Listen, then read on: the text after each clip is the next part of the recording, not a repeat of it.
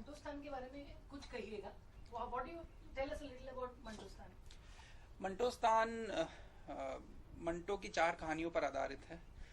4 बहुत ही अहम कहानियां. मंटो का लिटरेचर जिन लोगों ने पढ़ा है या मंटो के बारे में थोड़ा बहुत जानते हैं, उन्हें पता है कि मंटो का लिटरेचर किस तरह का था. और पार्टीशन के ऊपर, हिंदुस्तान पाकिस्तान का जब पार्टीशन हुआ है, किस तरह से जो है लाखों लोग जो है डिस्प्लेस हुए हैं, लाखों लोगों का कत्ल हुआ है.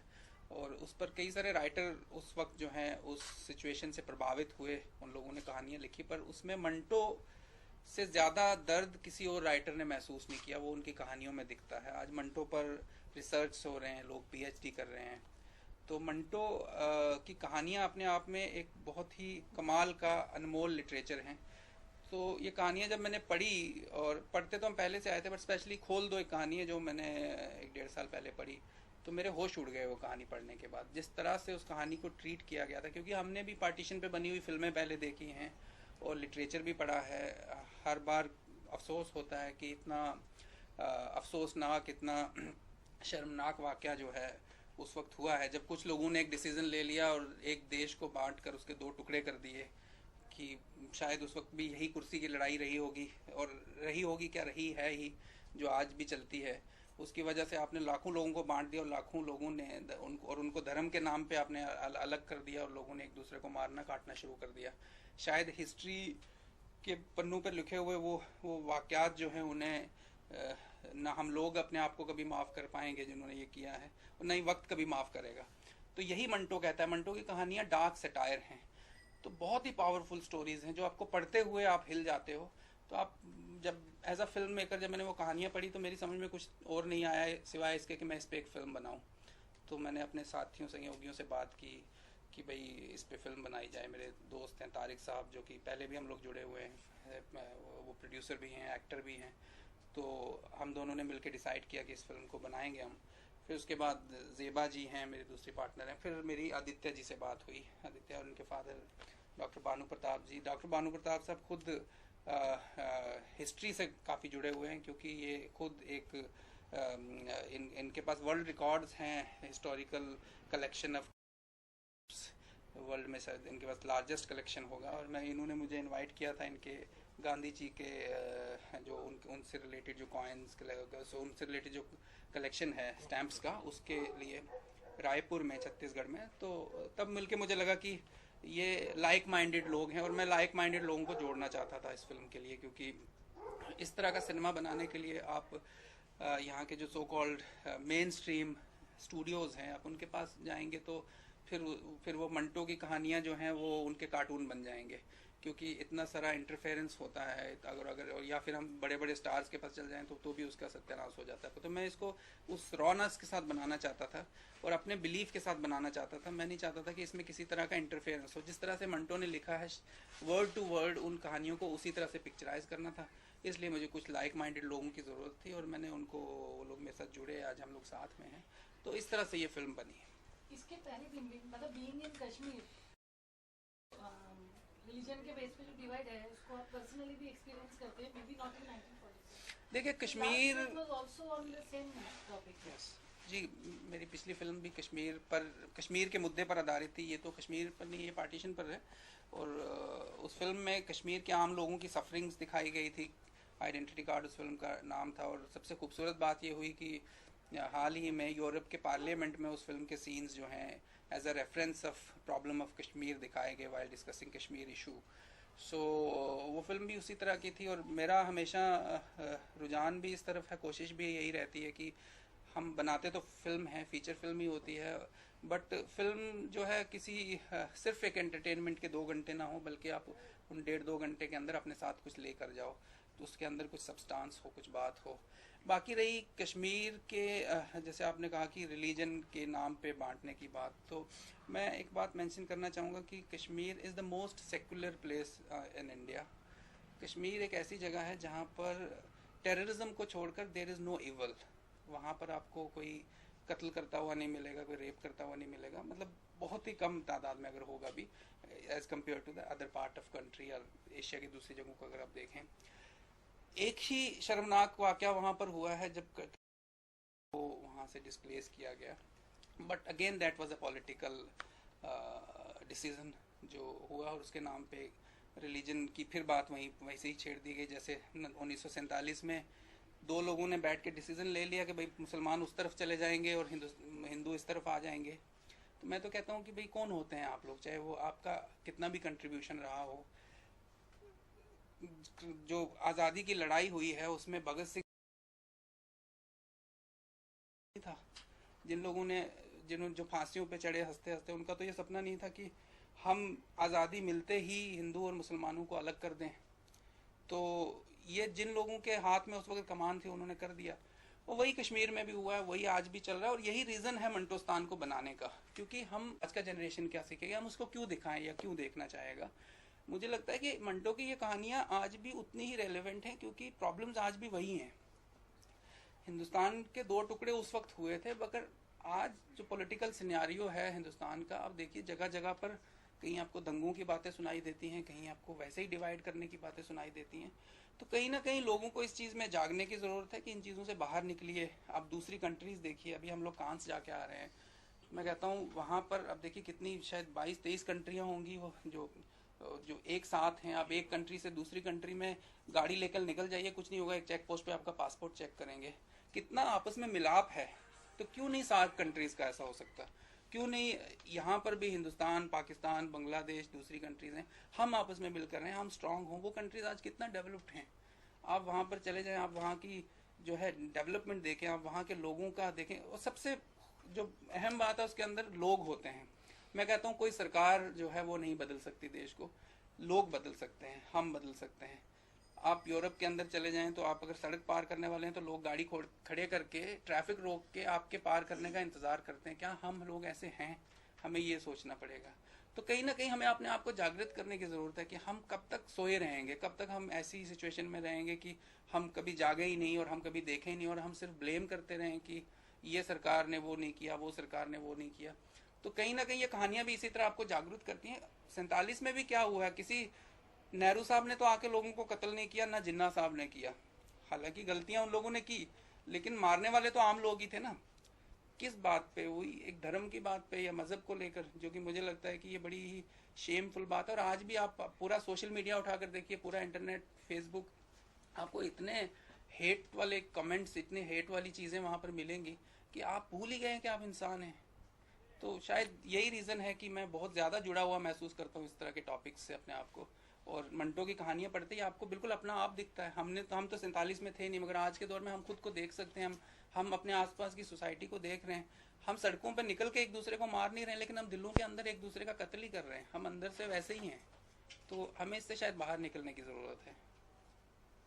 सर, आप एक हिस्टोरियन हैं, आपको क्या लगता है कि मंटो की आज की रेलेवेंस क्या है? मंटो की स्टोरीज, मंटो जी की कहानियों में जैसे खोल दो या ठंडा गोश्त, कोई भी आप देखेंगे, उसमें उन्होंने क्लियर कट लिखा है, बताया है कि हिंसा का, गुंडागर्दी का, आतंक का कोई धर्म नहीं होता। मुस्लिम के साथ अत्याचार कर रहा है, हिंदू के साथ अत्याचार कर रहा है। तो ये उस समय भी था, आज भी हो रहा है। जो लोग कर रहे हैं, इसको बांटने की कोशिश कर रहे हैं, वो अपने स्वार्थ के लिए धर्म की आड़ ले रहे हैं। मंटो की कहानी में 1947 में, जब हम लोग सोच भी नहीं सकते थे, उन्होंने इस चीज़ को सबके सामने रखा। और इसीलिए वो विवादास्पद रहे, क्योंकि उन्होंने ये साफ कहा कि आप जो बोल रहे हैं कि मुस्लिम लोग हिंदुओं को मार रहे हैं, हिंदू मुस्लिम साथ कर रहे हैं, तो वो ऐसा कुछ नहीं था। वैसा जो गुंडे थे, जो बदमाश थे, वो बदमाश थे, उनकी कोई जाति नहीं थी। तो वो कहानी आज भी उतनी प्रासंगिक है, क्योंकि उस समय जो हो रहा था वही आज भी हो रहा है। तो मंटो जी ने एक आईना दिखाया सबको कि आप ये हो, और वो हमको बुरा लगा। आपको इस फिल्म में क्या रुचि लगी? मेरे को जब राज लिए कि पहले मंटो के बारे में, मंटो जी, और साथ में मैंने अपने फादर से भी पूछे, क्योंकि वो हिस्टोरिकल उसमें चीज़ों में वो रुचि रखते हैं पहले से ही, तो इसके बच्चे। लास्ट क्वेश्चन आपसे पूछना था, स्टैंडिंग ओवेशन मिलते हुए कैसा लगा था आपको? बहुत अच्छा लगा। लोगों ने बहुत देर तक क्लैप किया। वैसे तो मेरा ये मानना है कि वेस्ट के लोग या जो उस तरफ के जो लोग हैं वो काफ़ी जनरस भी होते हैं, पर आम लोग ही नहीं थे, आम ऑडियंस नहीं थे, बल्कि वहाँ पर काफ़ी फेमस एक्टर्स थे, ब्रिटिश एक्टर्स थे, पोलैंड से, फिल्म मेकर्स, अरब से कुछ फिल्म मेकर्स थे। उन सब लोगों ने जब क्लैप किया, वो तो उस वक्त तो मुझे नहीं फील फील हुआ, मुझे लगा शायद ये यहाँ का कल्चर होगा, बट जो उन लोगों ने जब बाहर निकलने के बाद जो स्टेटमेंट देना शुरू किए और जिस तरह की बातें की, तो हम लोग अपने इमोशंस को कंट्रोल नहीं कर पा रहे थे कि वाकई हमने इतनी अच्छी फिल्म बनाई है क्या। मुझे आज भी पता नहीं है, क्योंकि एक फिल्म मेकर को वाकई पता नहीं होता। वो शायद यही रीज़न है कि कई बार लोग 100 करोड़ की फिल्म भी बनाते हैं और फिर वो उल्टी पड़ जाती है, क्योंकि बनाने वाले को इतना पता नहीं होता, बस वो अपनी कोशिश करता है। हमने कोशिश की थी, बट हम लोग जिस तरह से उन लोगों ने इस फिल्म को रिसीव किया और जिस तरह से स्टेटमेंट्स थे कुछ लोगों के कि हमने ज़्यादा इंडियन सिनेमा नहीं देखा, but we have never seen such a film from coming out from Indian cinema. फिर जब हमने बाद में पेपर्स में पढ़ना शुरू किया, उन्होंने लिखा है जिस तरह से कि this is the finest film which comes out from Asia, तो अब लग रहा है कि शायद वाकई हमने अच्छी फिल्म बनाई है। तो काफ़ी खुशी हुई उस वक्त भी और खुशी हो रही है, और बस यही कामना है कि ये फिल्म जब लोगों तक पहुंचे तो इसको सब लोग देखें।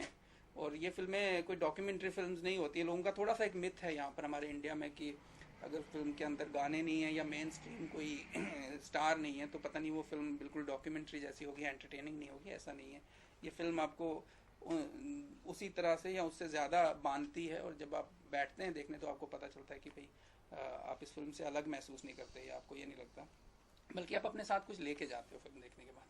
कान के बाद कहाँ जाना है? Where is the film? कांस के बाद अभी यूएस का एक फेस्टिवल है, फेस्टिवल ऑफ ग्लोब, जो सैन फ्रांसिस्को में होता है अगस्त में। वहाँ पर ऑफिशियल सिलेक्शन हुआ है फिल्म का, वहाँ पर इनवाइट किया गया है। उसके अलावा लंदन एशियन फिल्म फेस्टिवल ने हमें इनवाइट किया है, और टोरंटो इंटरनेशनल फिल्म फेस्टिवल जो कि बहुत बड़ा फेस्टिवल है, कांस के बाद दूसरा है, उसमें हम लोगों का भी फाइनल कंफर्मेशन नहीं आया, बट हम एक्सपेक्ट कर रहे हैं कि वहाँ पर हम लोग जाएंगे। और कुछ जगहों पे जाने की कोशिश है, दुनिया के कुछ और कंट्रीज़ में जाने की। रीज़न यही है कि हम इस फिल्म को जिस तरह से, जैसे अब सब लोग कह ही रहे हैं कि फिल्म अच्छी बनी है और ग्लोबल ऑडियंस को अपील कर रही है, कांस में जाने के बाद हमें थोड़ा सा और कंफर्म हो गया, क्योंकि अलग अलग कंट्रीज से लोग आए हुए थे और वो लोग इतने सबटाइटल्स पढ़ के वो इतना अटैच हो गया फिल्म से। तो हम इसको एक वाइडर रेंज ऑफ ऑडियंस तक पहुंचाना चाहते हैं इंडिया में और बाकी कंट्रीज़ में थिएट्रिकल रिलीज़ करने से पहले। तो हमारी कोशिश रहेगी कि इस साल हम जितना इसको, इस फिल्म को जितने अलग अलग देशों तक ले जा सकें हम ले जाएं। ठीक है।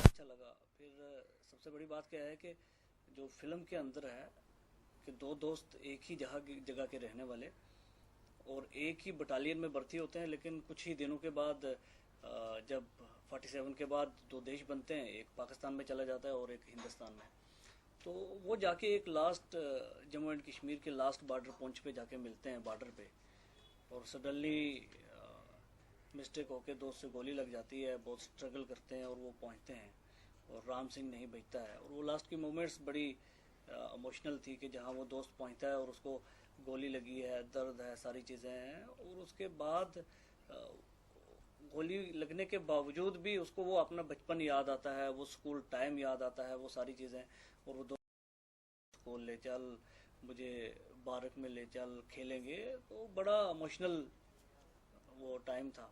और बहुत अच्छा किया इसलिए कि वो एकदम जो लोकेशन थी, बड़ी रियल लोकेशन पे हमने किया हुआ था, तो वहाँ फील करने की कोई ज़रूरत ही नहीं थी, क्योंकि सब चीज़ें एकदम वैसी थी। तो बहुत अच्छा लगा। आप पिक्चर में मर गए तो बड़े फॉरेनर्स बड़े दुखी हुए, तो उसके बारे में कुछ बताइए। ये मैं कहूँगा कि बहुत अच्छा लगा जब आपका काम कोई देखे और उसको अप्रिशिएट करे। और फिर वहाँ अलग अलग कंट्रीज से, जैसे ऑस्ट्रेलिया से कुछ लोग थे, जापान से थे, या बहुत सारे अलग देशों के लोग थे और हमारी ज़बान नहीं समझते थे, लेकिन उसके बाद भी जब वो रोए, और हम लोगों को तो एक प्राउड फील हुआ है कि भाई आप इंडिया से कांस जैसी जगह पे जाके और वो आपको इतना अप्रिशिएट कर रहे हैं, और बहुत अच्छा लगा। आप बताइए सर, कांस का रिस्पॉन्स कैसा रहा? बहुत ही ज़बरदस्त रहा। और सबसे जो अच्छी बात वहाँ पे हमें देखने को मिली, जो ऑडियंस आए थे वो हमारे एक्टर्स को ढूंढ रहे थे बिटवीन द फिल्म, प्रीमियर के बीच में वो लोग ढूंढ रहे थे, और वो कह रहे थे कि वो जो मर गए, जो गोली खा के, वो एक्टर कहाँ पर है, वो हीरोइन कहाँ पर है, तो we want to meet them. तो इतना ज़बरदस्त इंटरनेशनल ऑडियंस के साथ हमें रिस्पांस मिला। really feel proud about our director and the star cast and everyone. I really like thankful to राहत काजमी साहब कि बहुत अच्छे पिक्चर बनाए इंटरनेशनल मार्केट के हिसाब से, बहुत अच्छा रिस्पॉन्स मिला हमें वहाँ पे। आपकी क्या राय है? हाँ, हम लोग जब फिल्म देख रहे थे, देखने के बाद जब लाइटें ऑन हुई उसके बाद काफ़ी सारे लोग मेरे साथ बैठे हुए थे, अंग्रेज़ लोग थे, तो पूछना शुरू कर दिया उन्होंने कि भाई आपके डायरेक्टर कहाँ हैं, आपका वो एक्टर जिसको गोली लगी थी वो कहाँ है। सारे लोगों की इतनी डिमांड थी वहाँ पे, और फिर मैंने एक एक करके सबका इंट्रोडक्शन कराया, बाहर मिलवाया, और बहुत अच्छा एप्रिसिएशन मिला। बड़ी खुशी हुई हमें इस बात की। तारिक साहब, आप क्या कहना चाहेंगे? अब मंटोस्तान के बारे में आपकी लास्ट एक लाइन बताइए, आपकी क्या feeling? मैं ये कहूँगा कि मंटू का एक बहुत अच्छा कॉल था कि कपड़े पहनाना मेरा काम नहीं है, ये समाज का है। तो उसी के ऊपर हम लोगों ने और राहत जी ने मेहनत करके फ़िल्म बनाई है, और फिल्म को बहुत अच्छी तरह से बनाया गया है। अगर कोई ये कहे कि उसमें फ़िल्म में कुछ बोल्ड दिखाया है, वो कहानी की ज़रूरत है। और मैं तो ये कहूँगा कि लोग एक बार थिएटर में आके मंटू की उन कहानियों को देखें जो वो रेडियो में या कहीं थिएटर में सुनते थे। एक बार वो ज़रूर थिएटर में आए। एक सपना था, जो उसकी एक दुनिया थी, वो हम लोगों ने कोशिश की है, और राहत जी ने बहुत अच्छी कोशिश की है उसको सिनेमा में, और वो एक बार थिएटर में आके ज़रूर लोग देखें।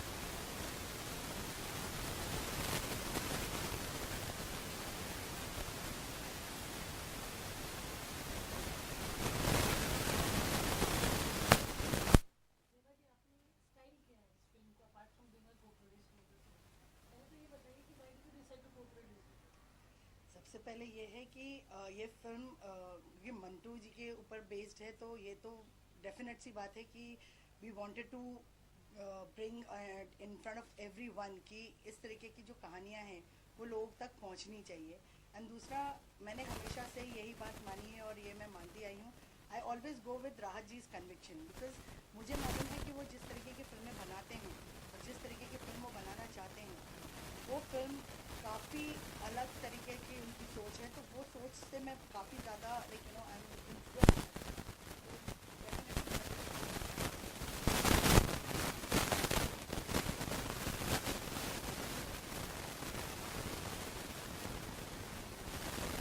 स्टाइलिंग जैसे हर कैरेक्टर को उस एरा में दिखाना, मतलब दैट इज सबसे पहले तो ये है कि वो कैरेक्टर कोई गलत नहीं होना चाहिए, वो एरा प्रॉपर्ली डिपिक्ट होनी चाहिए आपके स्टाइलिंग की।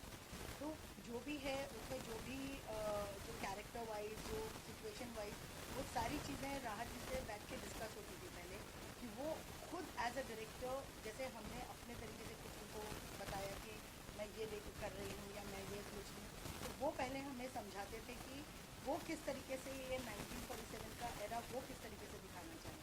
फिर वो हमें एक्सप्लेन करते थे पूरी कहानी, पूरी सिचुएशन, उस हिसाब से फिर हम लोग वर्क करते थे, रिसर्च करते थे।